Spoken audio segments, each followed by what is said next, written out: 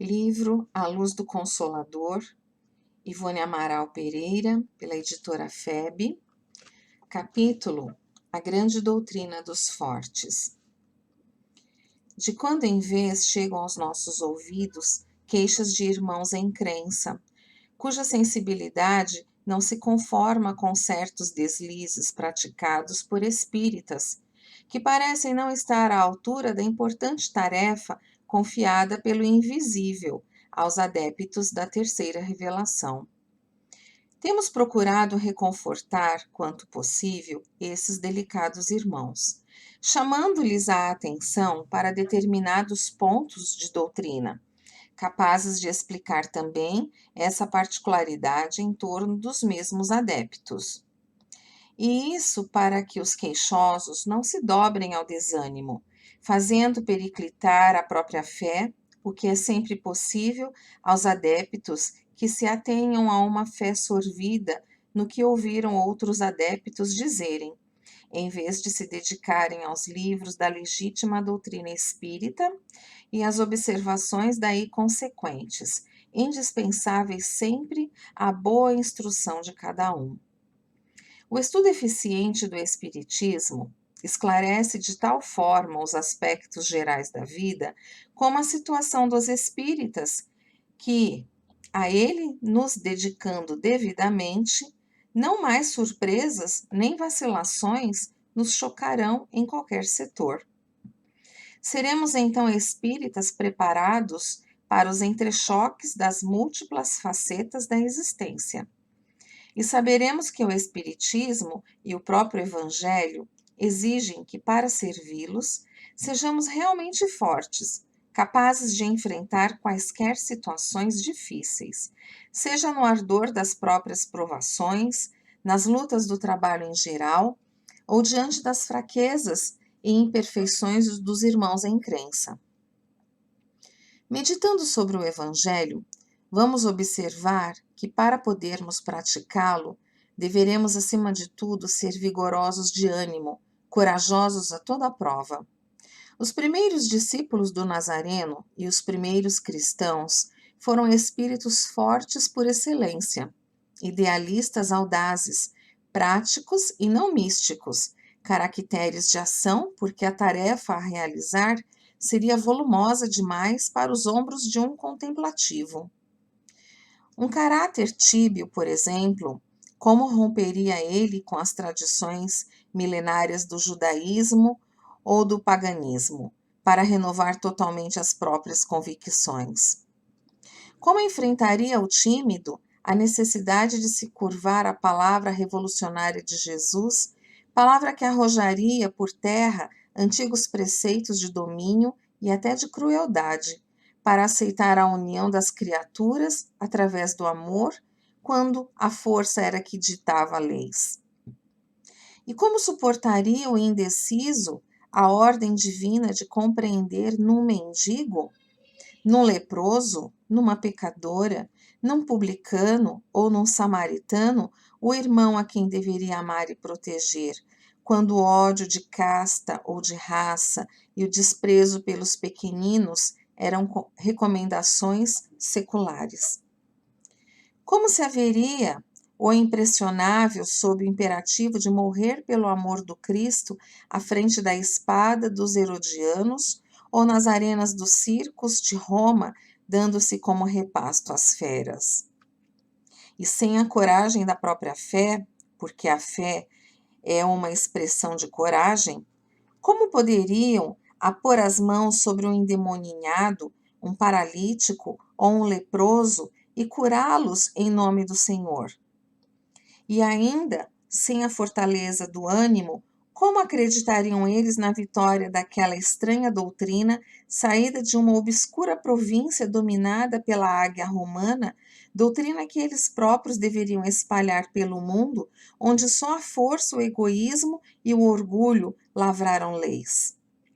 O próprio Jesus, expondo a sua grande doutrina, lança sentenças impressionantes que seriam como ordenações irretorquíveis, próprias para espíritos fortes, que os pusilânimes demorariam a compreender e aceitar.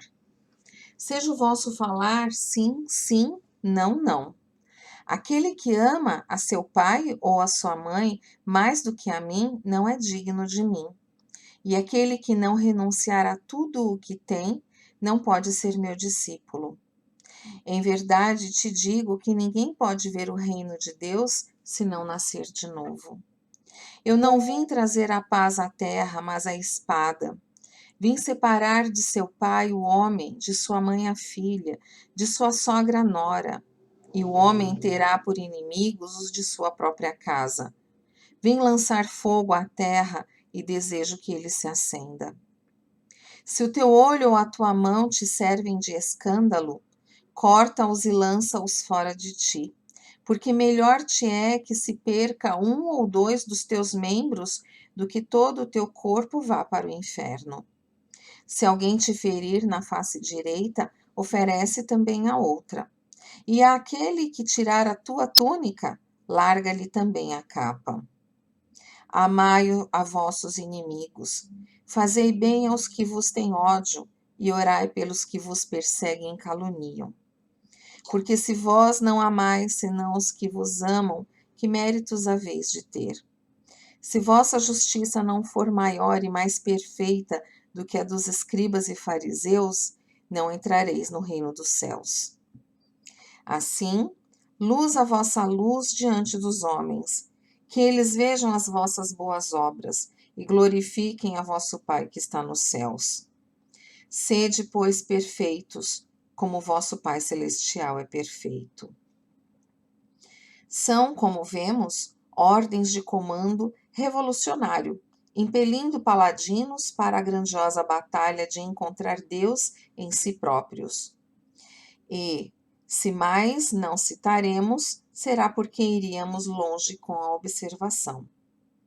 O Evangelho, pois, se é uma escola onde aprendemos as doçuras do amor, é onde também encontraremos as atitudes corajosas do herói do ideal divino. Nas mesmas condições, encararemos os espíritas. Os caracteres fracos, tímidos, indecisos, demorarão a se integrarem nos embates fornecidos pelo Espiritismo. Também este é doutrina para os fortes, ou seja, para aqueles que em migrações terrenas no passado tanto erraram e no além-túmulo tanto sofreram por isso, que agora se dispuseram a uma reforma geral do próprio caráter através do Espiritismo. E com efeito, combater as próprias imperfeições diariamente, não ignorando que, se não o fizer, desonrará a própria doutrina a que se julgou filiar, socorrer necessitados sem possuir recursos suficientes para o mandato, confiante no auxílio do mestre Nazareno. Medicar enfermos sem haver cursado medicina, subir a uma tribuna diante de assembleia numerosa que espreita pronta para a crítica, a fim de defender a verdade, sabendo que esse é um dever a que não poderá fugir, porque ainda ontem, em existências transatas, deprimiu a mesma verdade. Enfrentar obsessores e fazê-los recuar dos abismos do mal para as suaves trilhas do amor e do perdão, certo de que é apenas intérprete das forças do céu, porque não possui virtudes para tão alto feito. Investigar o invisível com a própria fé e as forças do coração, porque sabe não ser anjo nem sábio. Arvorar-se em secretário de entidades aladas para a produção de compêndios de moral, de filosofia ou de ciências transcendentes e apresentá-los ao mundo impiedoso com suas críticas, não sendo escritor e tampouco possuindo diplomas universitários. Submeter-se à vontade dos mentores espirituais e executá-los sobrecarregando-se dia a dia das mais pesadas responsabilidades perante os homens e os espíritos. Ser levado por amor a Jesus a perdoar e esquecer os ultrajes que lhe ferem o coração e conturbam o espírito. Renunciar a cada dia, às vezes até mesmo às mais doces aspirações do coração, morrendo para si mesmo a fim de ressurgir para Deus. e, acima de tudo, filiar-se às falanges dos discípulos de Jesus e dos baluartes da terceira revelação. Não será dispor de forças supremas na terra? Não será ser corajoso por excelência? E convenhamos que é desses tais que Jesus precisa agora. Como ontem precisou dos pecadores, dos mendigos, dos mal vistos pela sociedade para a propaganda da sua doutrina. Únicos indivíduos que, apesar das imperfeições que portavam, estiveram à altura de compreender e executar os sacrifícios necessários à difusão da grande nova que surgia. Muitos de nós, realmente, ainda não somos verdadeiros espíritas nem verdadeiros cristãos. Mas também já não seremos homicidas, nem roubadores, nem traidores, nem devassos, nem ébrios, nem adúlteros, nem suicidas. Observaremos então que nosso progresso dentro do ensino espírita ha sido fabuloso, pois ainda ontem fomos tudo isso, não obstante alguns deslizes que mais ou menos ainda praticamos. Devemos, portanto, ver uns nos outros espíritos valorosos que lutam contra as próprias imperfeições, sob a redentora proteção do Consolador enviado pelo Cristo de Deus.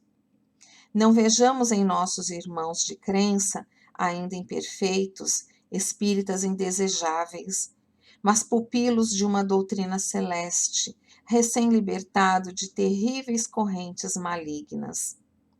E se por nossa vez nos julgamos harmonizados com os esplendores da verdade, estendamos até eles nossos afetos, auxiliando-os quanto possível a se integrarem na verdadeira essência da doutrina espírita, que é poderosa bastante para reeducar os necessitados de forças renovadoras e de luzes espirituais.